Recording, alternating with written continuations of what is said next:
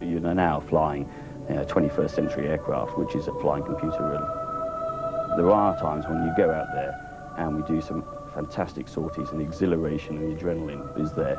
That is the part that I like. Harrier sounded great, you know, they go up and down, and that's about all I knew about them. But now, looking back, you know, I wouldn't want to fly any other aircraft. From this gleaming cockpit, this technology, this, you know, you're one man, but with one of those things strapped to your back, you have this awesome power. I would liken it to driving a very fast car or something like that. It's that same sort of buzz. We all are aware that at the end of the day, on the ground, people will get killed. There's no doubt about that. And that, of course, is an extremely unfortunate act regardless. But we are using military power in a moralistic way to achieve the aim that's set to us by the government.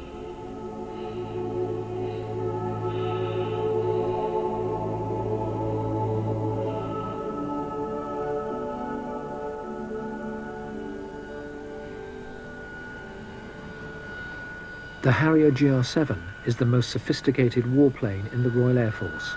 Each cost £25 million. The Harrier is a bomber. Conceived in the Cold War as the flying bedstead, it's now the flying computer, programmed for the unpredictable world of the 21st century.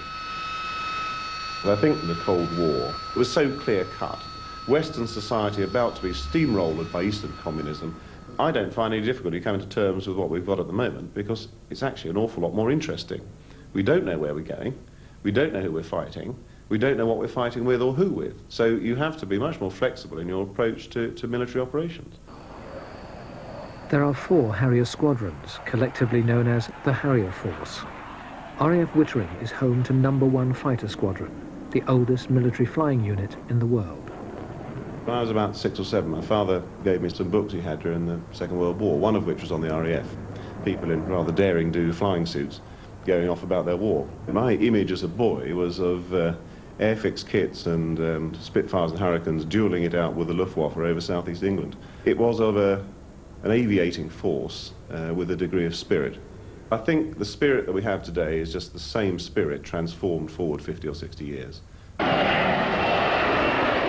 I'd left school halfway through taking my A-levels, and I went out and did a bit of manual labouring on a chicken farm. So I did that for about 6 months and decided, well, I better do something with my life. And really it was, I don't know what actually spurred me into it, maybe just walking past the old Careers Information Office. And I looked at it and there was the old sign, you know, a big tornado on the thing. And I walked in and went, oh, could I do this? I was an apprentice on the railway. I was bored. I wanted something different, a bit of a challenge. So one day I was walking past the careers office, and I thought, well, I'll go in and have a chat. And the next thing I knew, I was marching up and down with a wooden gun, you know. Had a pair of overalls that were too big for me because they didn't have a uniform. A berry that looked like a bit like a helicopter landing pad. Yeah, it was amazing. Most guys want to fly fast jets, and the Harrier has that unique quality, the V-style quality, the hovering and things, and whereas everybody else just plonks it on the deck, you know, that's when the fun starts in a Harrier. It's awesome. This is Dave. He's our sergeant, and he gets 2 eggs in the morning. Who? This is Peter. He's a fairy, that's comms radar type. He's a corporal like myself. And then we've got the laddie at the end there, the junior technician, Colin. He's just learning the ropes, really. He's just been posted to us. So he's getting all the rotten jobs. And he doesn't get any eggs at all. If he wants eggs, he has to wait and see if there's anything left in his plate, then he can have a fry. And you are? I'm Gizmo.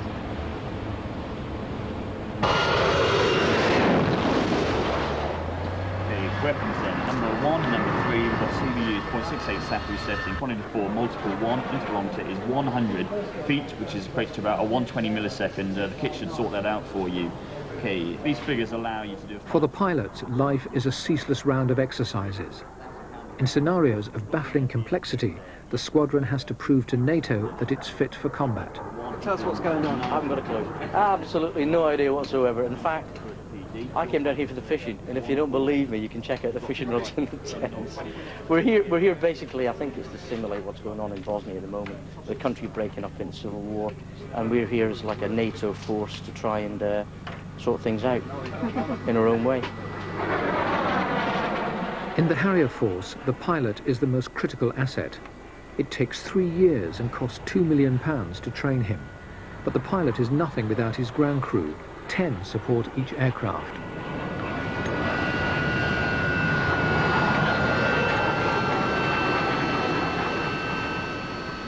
Whether training in peace or flying to war, aircrew and ground crew work as one, but they still inhabit different worlds.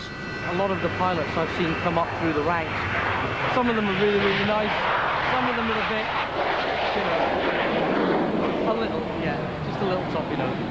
But we know how to play most of them. Well, you know, it's like, how can I explain it? It's like having a couple of pets, isn't it, really? They've all got different characters, and to get the best out of them, you have to treat them differently. I describe it as, you know, very good mix of characters. You know, some a bit frank, some grumpy, some happy, some grumpy but happy when they've had a few drinks, but, you know, a good mix.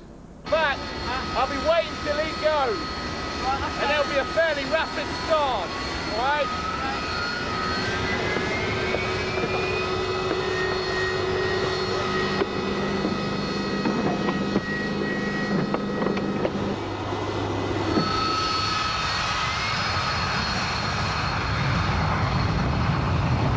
Do your parents worry about you and what you do?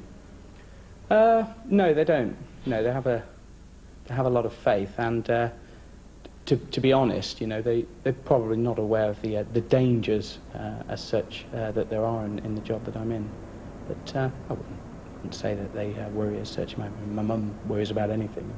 Once more to the breach.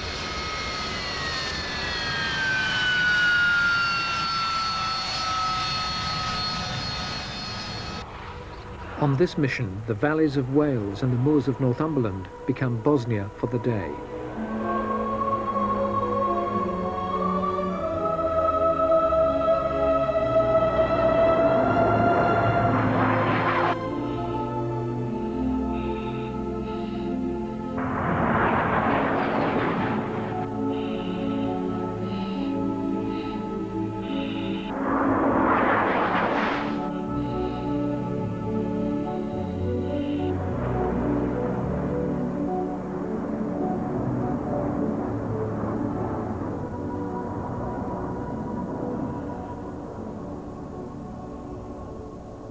The routing out there seemed to be good, and it was a good handover by the AWACS to find the tanker. I spotted the tanker quite early, and I hope you guys didn't have any problems with the join. That seemed to be quite a good join. We were all there, nice, smartly dressed on the right-hand side. And we got to the target, everyone went through the target, dropped the weapons in the right place, so it went swimmingly well. Apart from me, when I came back, I burst my tyres on the runway, so until landing it all went swimmingly well, but you know, what can I say? Donkey. Don't the locals in North Wales get pretty fed up with you guys flying overhead day after day? That's the sound of freedom. There was a farmer in North Wales who was so annoyed about people actually overflying him. He had this barn, and on the roof of it, he wrote in very large letters, "Piss off Biggles." And all that did is that everybody made in the place, the first person who flew over it, phoned up all the others and said, "You seen the barn in North Wales?" "No." "Well, this grid reference, go and have a look." So for the next 2 days, every man and his dog went overflying this chap to have a look at it, and eventually, 3 days later, he painted it out. Are your pilots competitive? Yes, I think so.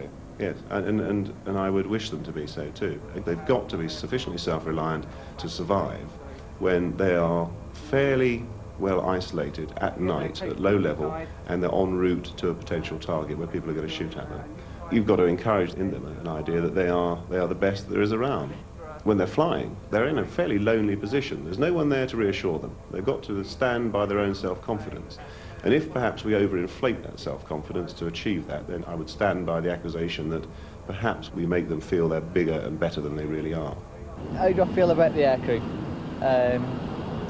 I'm an airman, they're an officer, and I can't answer that one. come in the morning, they get the jet, they take the jet, and they give it back at the end of the day, and that's sometimes, I think, to them seems to be that's it, where it's not. They don't see people working till 2, 3 in the morning, struggling to get the jet serviceable for the day after.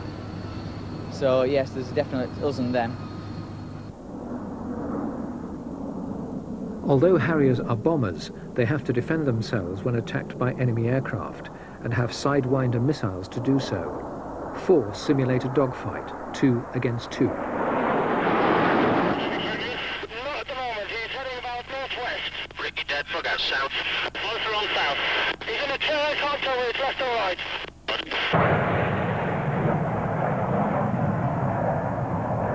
Second man's left, 10 o'clock, 4 miles. On the ground, sophisticated computers track and record every second. It's virtual reality for real. Any tally, Rick? Negative. Is it 23,000? Tally 1 and left-hand turn. Ricky dead, plug out south. If you're taking part in it, it's not an arcade game. You can still be blown away. And the image that we see of green screens with computer imagery and that sort of thing, yes, that's part of it.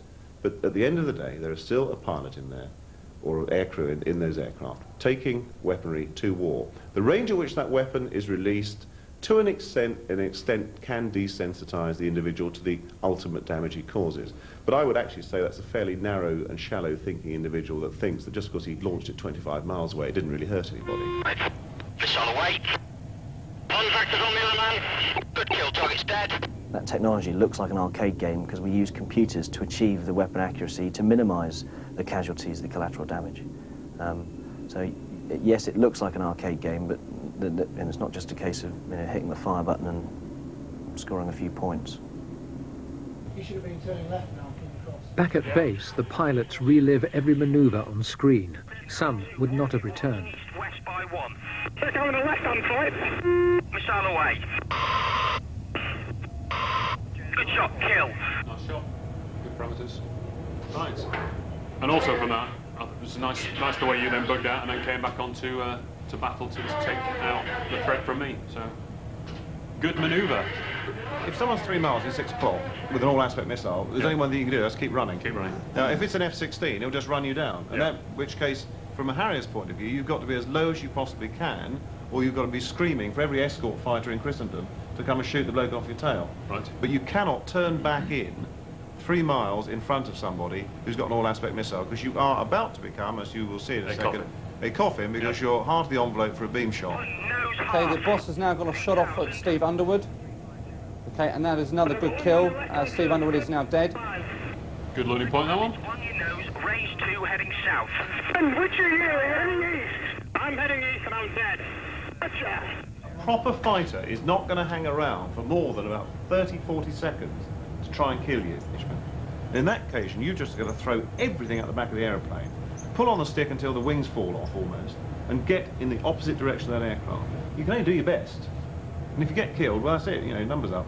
Right. The man with the baldric on the bullet has been found, It's very much back to the skills that enabled von Richthofen to get 80-odd kills, which was to sneak up on people and shoot them in the back. That is the sole purpose of air combat. Throwing the glove down and jousting up and down in a medieval fashion is not at all what we want to do. We want to kill people as quickly as we possibly can. It's a very unpleasant business, and at the end of the day, people get killed. The purpose is to clear the airspace above the army, so that we guys on the ground, or the Navy on the ground or on the sea, can actually go about their business. Is there still a code of honour? I doubt it. I doubt it. The code of honour, I don't think anyone to shoot anybody in a parachute, because you're wasting your time. But if you're up to go and shoot people down, then shooting people down is what I expect these guys to do.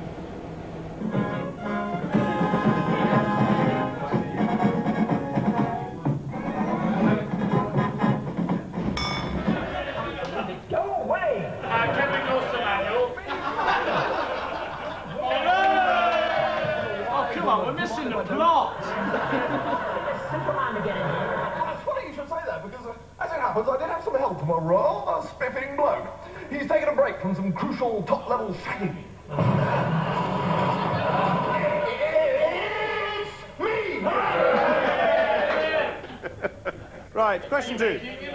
For a maximum of 2 points, Oh, Captain Darling will pump you thoroughly in the debriefing room. Not while I've got any strength left, he won't. 3 points.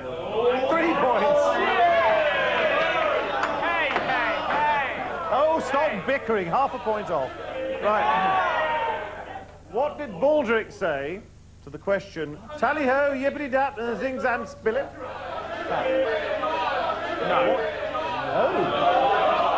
Scott. I understand what he's talking about. Is the correct answer.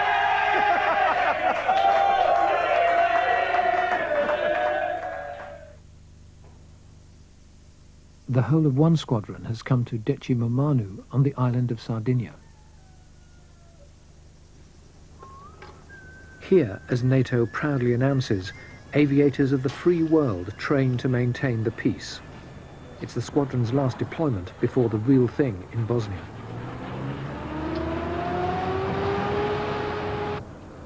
Pilots and ground crew have come here to use the island's ranges to practice dropping bombs.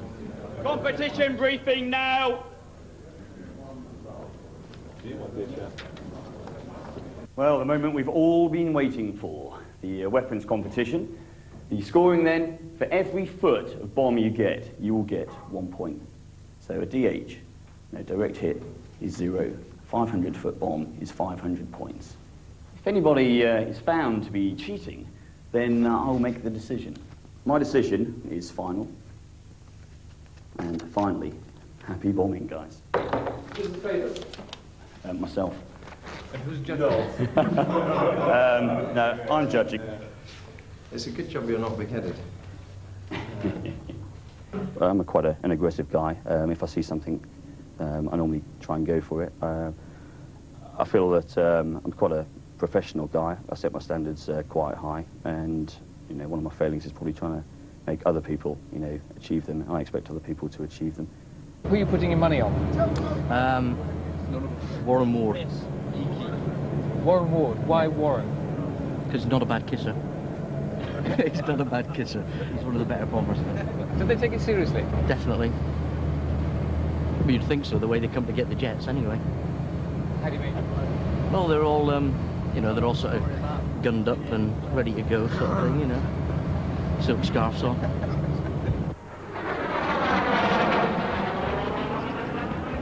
Who would you put your money on for the bombing competition? Warren Ward. Warren Ward. Why? He's just pretty sure of himself, isn't he?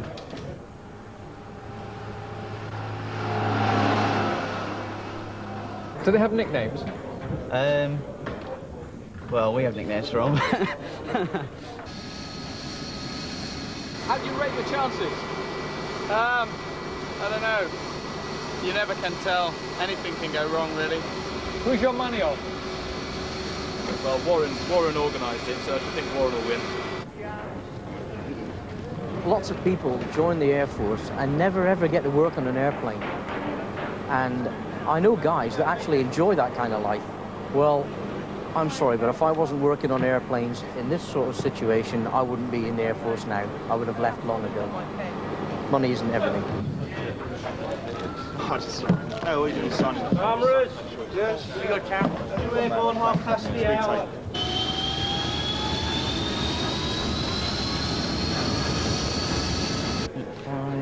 Do you have any ambition to fly one of these planes? Do I have any ambitions to fly it myself? No, definitely not. No, I'm happy being an engineer. I like fixing things. We mend them, they bend them.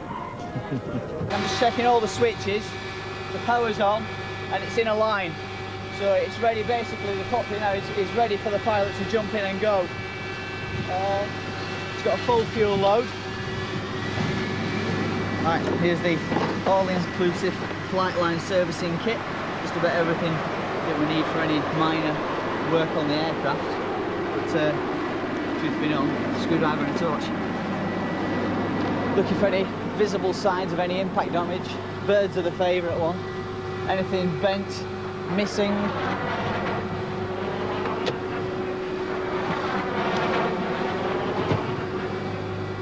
This is the favourite place for the birds. A nice big red splat and a horrible smell usually. They build their nests in there, do they? No, when they enter here, they're normally doing about 300 miles an hour. Pilots have been killed because of bird strikes, haven't they? Yeah, if you've got a bad enough bird strike, you've got an engine flame out, you've totally lost your engine. Alright,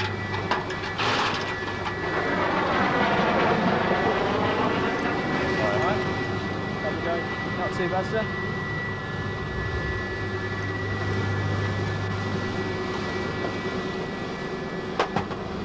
You've got the bullet with your name on it, yeah. Yeah, exactly.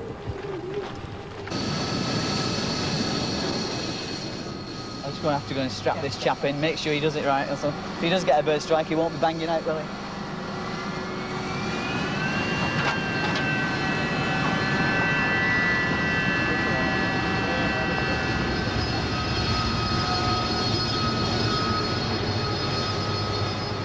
He's got a back pad down the back of him there, which we will pull up so to make him nice and comfy for the flight. Do that now. I'll do that now. That's much more comfortable. Much more comfortable. And he's got 2 leg restraints down the bottom that will, if God forbid he does bang out, will pull his legs in so he doesn't catch them on his way out. Just make sure that they're routed in and plugged in. And that's it, he's ready to go. You ever think about how much all this costs? A lot of money. Put it this way, it's not like tinkering around with a second-hand car, is it? All right, sir. Okay.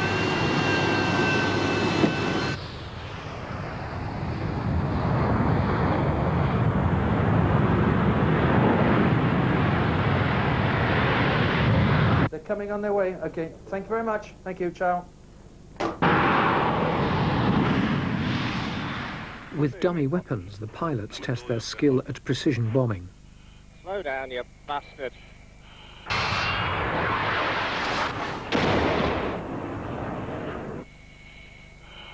Two pulling down in hot. Number 2, go hot. Hey, thank you. You are a nice man.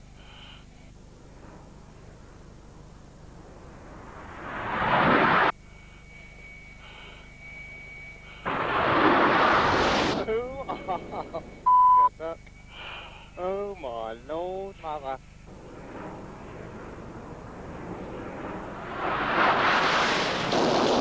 Oh, you complete... That was beautiful, and you f***ed it. You f***ed it because you were too close. A plucky little stab. Oh, well over the top. Ooh, ah.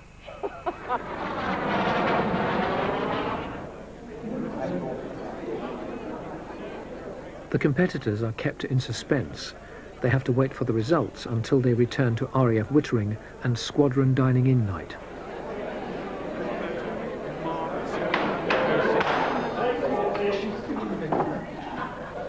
Flying off to Deutsch. The Queen. Ladies and gentlemen, the Queen. The Queen.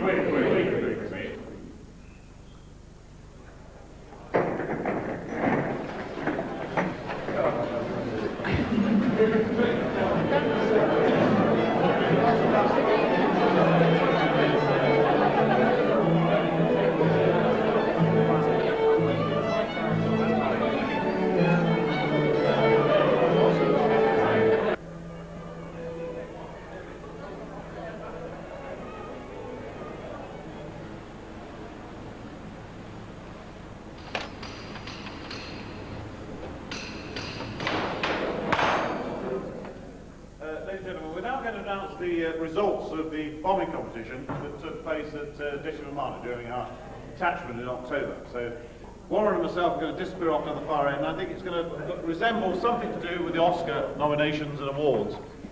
I offer you, ladies and gentlemen, Mr. Warren Wall.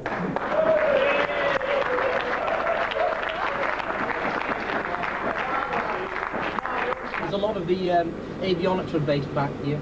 The black boxes, as you call them in Civvy Street. You know your way around in there, do you? Not really, no. In fact, I'm a painter and finisher. I've never seen this sort of thing before. Just thought I'd have a look around while I was up here. The first prize is the winner of the weapons competition. I know a lot of people out there think that they have won this prize. And the nominations for the winner of the weapons competition are Dave Eakins. I won it last time. Scott 80. Sorry, I'll just slink under the table. And Miles Garland. And the winner is Scott 80.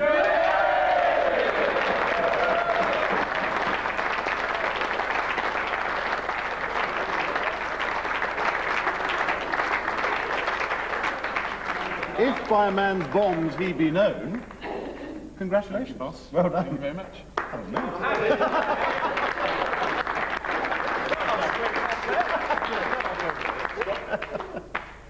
I think it has to be slightly down in one. Oh, bazookas! Bazookas.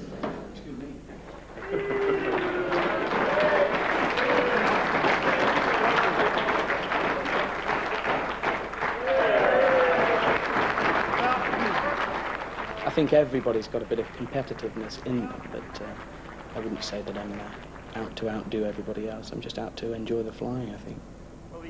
I'm a bit of a homeboy, really.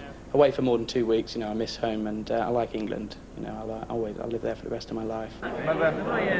This is for you. From your number 2 son. Thank you, Mother. How did you do? I came 16th out of 17, which is not last, but pretty bloody close. Congratulations. Thank you. I could have lost, but for Rick. Top man.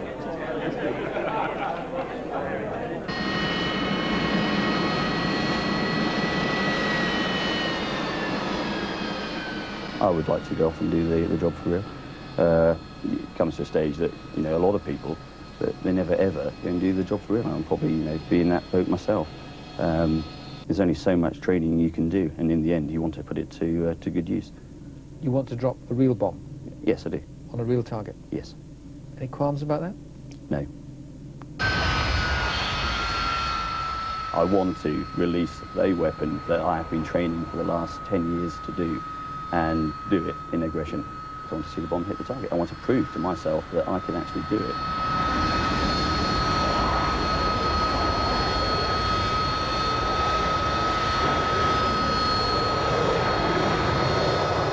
I don't really think about, you know, much more than, oh, it'll do a lot of damage to, for instance, infantry or tanks or whatever the target is.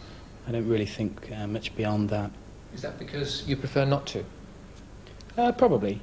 Killing people? I feel detached from that. I think being a fighter pilot, that you are detached from that. When we go, you know, releasing weapons, that we don't see the smiling faces and the, you know, all the sad faces, or we don't see any faces. You know, we are dropping on, you know, from a height at speed on a target. Do you never think about the smiling faces, the grieving faces, the tears, the loss, the death? No, I really have to detach myself from that, because if I start doing that, then I certainly don't think I'll be able to perform the job that I do.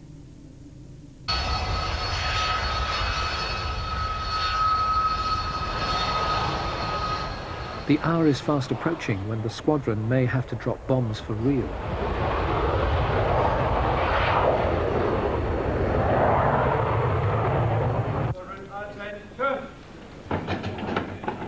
Deployment to Bosnia is at hand. A sister squadron has already bombed Serb targets, and Wing Commander Walker knows that his squadron may have to do the same. Take a seat, please, everybody. Right, ladies and gentlemen, I'm sorry I'm late. I've just come out the intercell, just trying to check on what's happening at Dayton, Ohio, which is where the talks between the various warring factions in Bosnia are taking place at the moment. So, what I want to just talk to you briefly about now is what I expect out of our detachment down to Gioia del Colle. My aim is that we deploy quietly, we behave quietly and professionally, and we get on with an excellent detachment, and we come back quietly, having upset nobody whilst we're down there, and we've done our job properly, and we get nothing but praise. I'm sure that's what you're intending to do. That's what you've done in the time I've been in command of the squadron, so I'm sure you'll continue to do that. As far as the Harrier force is concerned, we are the third of the 3 squadrons. Is this for real? Yeah, it's for real, but I mean, there'd be no point in training if you didn't go out there for real now and again. It would get boring after a while, wouldn't it? Besides, it's the boss's train set, and if he wants to go play with it, we'd have to go with him. The boys have really got a sense of that they are doing something very important, and something that means a lot. And they will basically be working tomorrow, Saturday and Sunday if required, day and night, to get the aircraft ready to go. This is preparation for the possibility of war. And the situation at the moment is that we are not dropping bombs. But our previous squadron that went into theatre, they went into theatre hoping not to drop bombs and very quickly had to. And we know pilots personally who've had to go and do the job. We're now preparing for the same thing. We're now preparing to go and drop bombs if we have to, if the politicians decide that we have to. Every man and woman over about 18 and younger than about 60 has access to a Kalashnikov. Some of them have access to SAMs. So there is a very real, low-level threat in that country. Now, if a peace plan was signed up, and everything does sort of smooth out a bit, there are also major extremist groups in the country as well. There are the Hos, which are basically far right-wing Nazis who go around butchering Muslims, and a nasty bunch. You've got the Mujahideen, who go around butchering Croats, and then everybody else, the Serbs, basically a professional army. Over Christmas, bombs are loaded for Bosnia. They're not dummies. Each Harrier carries 2. They can be aimed at the target by the pilot himself or guided onto it by lasers, so-called smart weapons. It's a £1,000, what they call an MC bomb, medium capacity, with a free-fall tail on it. So it's basically the simplest kind of bomb we've got. And you're looking at maybe a 30-foot crater. This is the kind of bomb that we use to take out Hazards in Iraq. 2 of these will put a Haz out of action easily. Isn't it very sophisticated? It's not. It's 30-year-old technology, but it works. Wouldn't give me any great pleasure to see the Muse, really. I'm a pacifist, me. I just like playing with fireworks. God willing, they won't be needed, because if they do get needed, then there's a lot of people over there who are going to be in problems. I'm just glad I'm not there.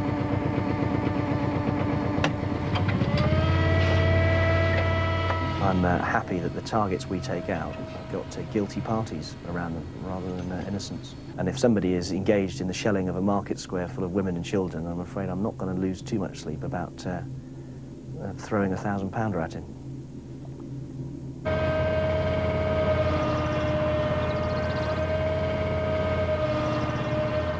If we are put forward into an area, such as into Bosnia, and we are tasked to go and bomb Serbs, there has to be a general acceptance that the tasking chain has analysed the task that we're being given.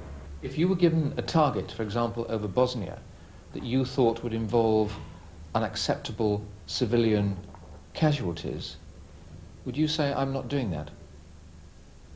I can't answer that, to be honest. Try. If the situation was such that I felt we could not minimise collateral damage, I would make that point made to the command staff. Would you still do it? I don't know.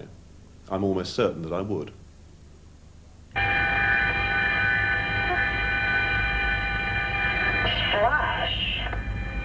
Do you think about what the bombs you carry actually do?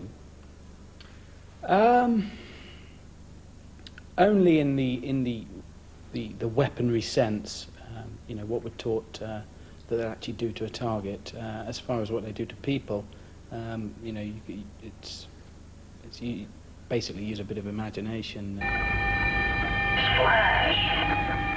People don't think of civilians being killed, people being inside those sheds that get blown apart by your pilots. It's a false image, isn't it? Well, the image really is in people's minds. It's on their screens. It's on their screens, but that image is in people's minds. If they think about it, and if they are able to sit them down and think about it and take the time to think about it, then they've got to realise that inside those sheds, inside those bunkers, there are people who are being killed. No doubt about it. Looks like you do got it. Looks good.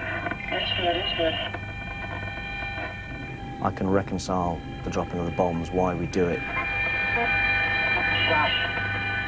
Even with my bombing, the weapons are fairly accurate. We've very much, with the rules of engagement we have now, they're very much geared to avoiding collateral damage. You mean civilian casualties? Civilian casualties, but even to the extent of, you know, we won't lay waste to some facility that you need to knock out. If you need to knock it out for 6 hours, you'll attempt to knock it out for 6 hours, no more. We don't just blanket bomb anymore. So in my own mind, the casualties are minimised. The people who are, perhaps going to catch a packet probably deserve it, and are probably shooting at me at the same time. So, frankly. On the way, it needs to come left just a little bit. Left and down a little bit. You got it now.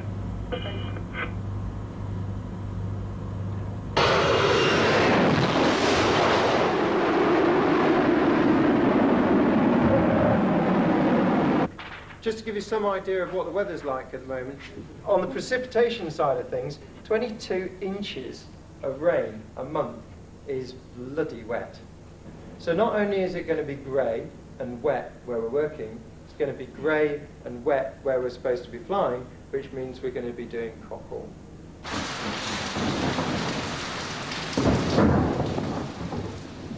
For days it rains and rains at Gioia del Colle, the squadron's headquarters in Italy.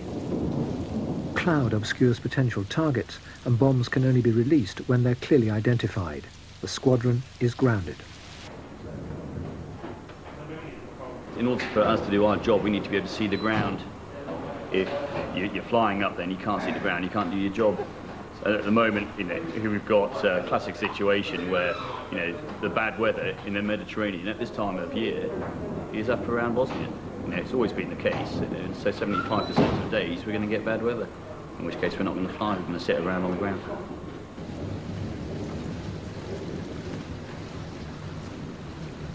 Despite the appalling conditions, the squadron is finally called into action, not to bomb, but to patrol the skies over Bosnia at night. It's the first time that we've officially been tasked for a night operational sortie in the Harrier force. And this is the first night that we've been tasked as part of deny fly to go and fly operationally. We're only 5-10 minutes from being over a target area, so if the Army required us, we'd be there fairly quickly. This is a bunny suit, which has got a little zip for those awkward occasions when you're over the middle of the Atlantic after a 5-hour journey. I don't think I'll need that tonight. This is the next bit we put on. I don't have a code.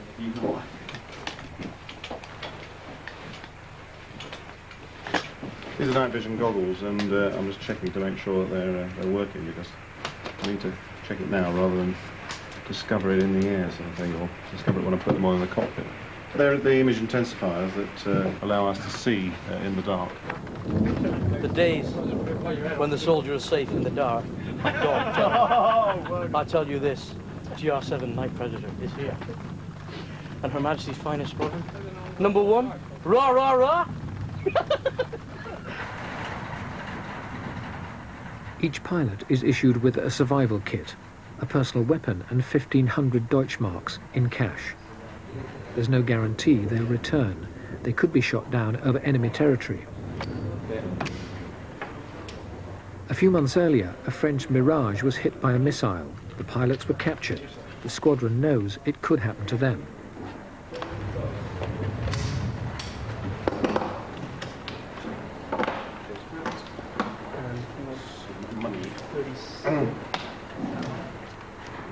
So yeah, UN ID card, and there's a wad of money. Just need to go to the pub. Just for self-protection. The money is to an extent to allow us to barter our way out of any situation we might find ourselves in if we jumped out. And that's why we're carrying Deutschmarks, which are a fairly transferable currency in Bosnia. And the weapon obviously is there for self-protection. Okay. Speak to them. Right. A fair to middling chance of getting free drive. Oh, excellent. Oh, there we go. Right, are we ready? Icebox 0506, mission number you've got down on your card. AOR times also, and as we just said, you probably go feet drive. GPS position, battery, PRC codes, personal weapon, warbook. You are sanitised, war suit, UK flag on your war suit, dressed to survive you should be. Blue beret, Deutschmarks in your pocket, UN ID card and dog tags. Number word, letter of the day off Squinter, I'm sure you've written down on your hand. Rules of engagement, you're both happy with. Yep. Do you have a fear you might not come back? No. I think you find you jump in there, you jump in the aircraft now and you know, start it like you do a car. You know, you don't think about it. You just go off, go and do the job. But you know, there's just the feeling of sensation, speed, the pressure, you know, hitting the target, you know, and defeating the threats that are against you.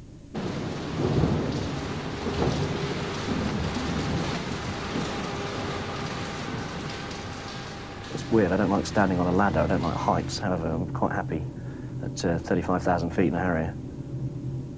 You don't like standing on a ladder? No, absolutely not.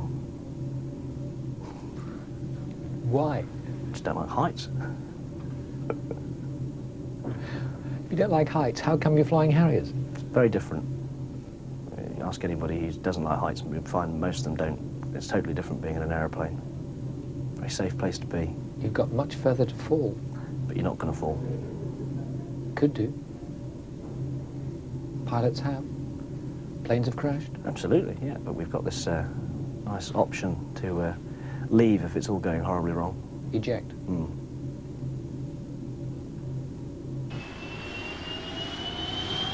I think the fear that most pilots have is a fear of failure and letting their little bit of the side down. The difference between the fear that, say, a soldier in Northern Ireland faces or a soldier out in Bosnia faces and that which a pilot faces, I think, are quite different, in that our fear relates to something that's very, very remote from us.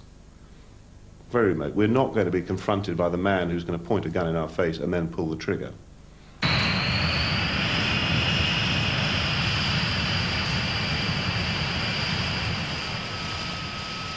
Number 1 Squadron was deployed over Bosnia for 3 months. The peace agreement held good. The Harriers flew 200 sorties and dropped no bombs. There were no casualties, no incidents, no accidents. All returned safely to base.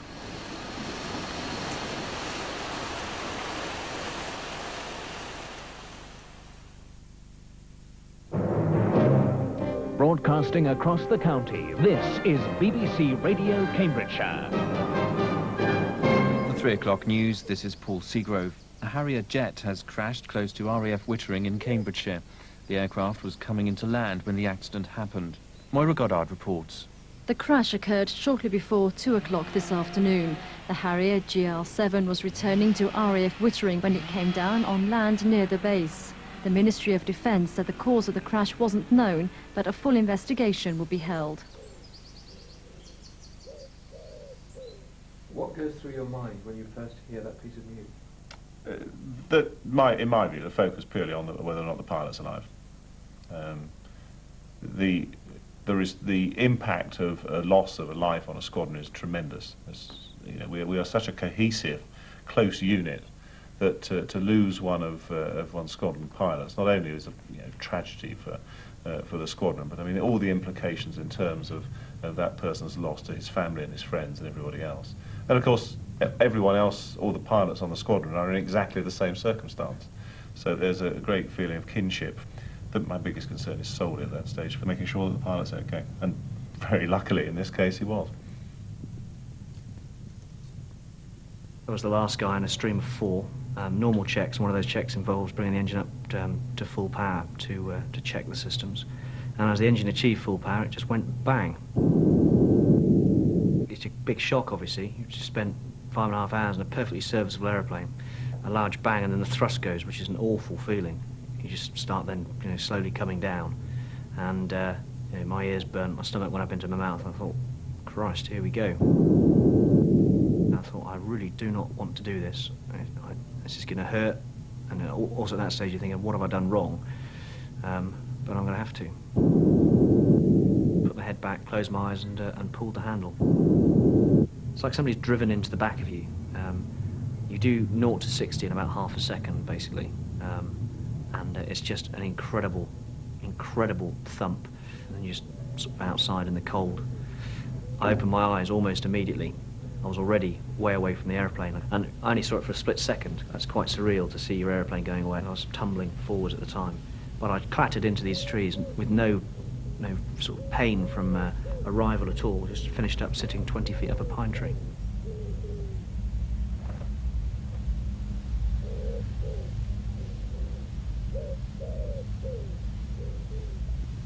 I thought, sod this, I'm not sitting up here because it was snowing.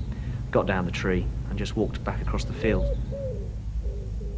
There's a great feeling of there, but for the grace of God go I. A lot of telephone calls, I suspect, from various people quietly to their mothers saying it wasn't me, so yeah, everybody identifies with the fact it could have been them. I made the right decision going over the side. Clattering through trees at 200 miles an hour doesn't do a lot for aluminium and carbon fibre. There's nothing left of where I would have been sitting. To date, 23 RAF Harrier pilots have been killed, all of them in training, none of them in combat.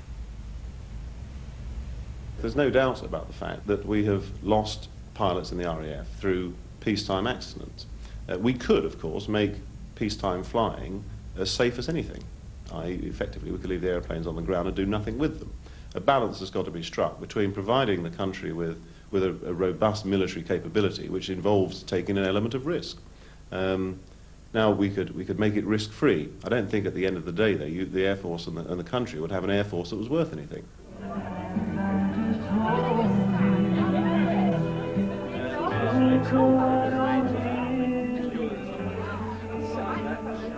I arrived back in the bar here at 6:30, and it was packed. All the boys were there, and there's a big cheer and lots of backslapping. Fairly emotional, and you start telling the story, and that from a psychological point of view, that was fantastic. People kept saying, "Are you fed up with telling the story?" No, not at all. Tell it as much as you like. Just get it off my chest. So there's nothing on the X-ray, but the bone scan showed it up. So, but from your point of view, if the X-ray is clear, I'm right. The staggered, the pain I've got, I think, is purely muscular. The pain's here, the pain's up there. But you could quite easily go flying before 6 weeks. Well, I could easily go flying, but I probably wouldn't take I don't know, would I take another injection? Well, the chances of there being 2 incidents of gross mishandling in the space of a month must be very small. Well, one would hope so, yeah. I'm not intending to do it again. But what about the plane itself? Do you worry about losing £20 million plus? Well, I worry about losing £20 million plus, but I certainly worry an awful lot more about losing one person's life.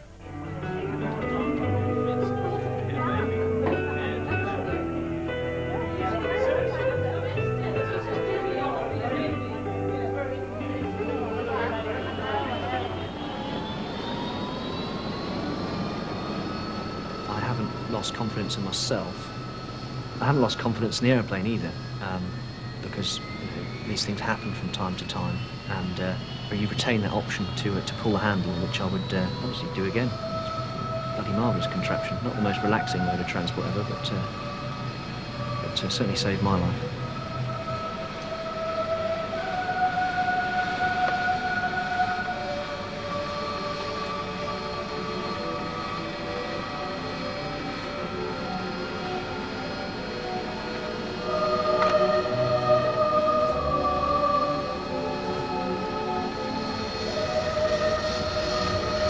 What's more to the breach?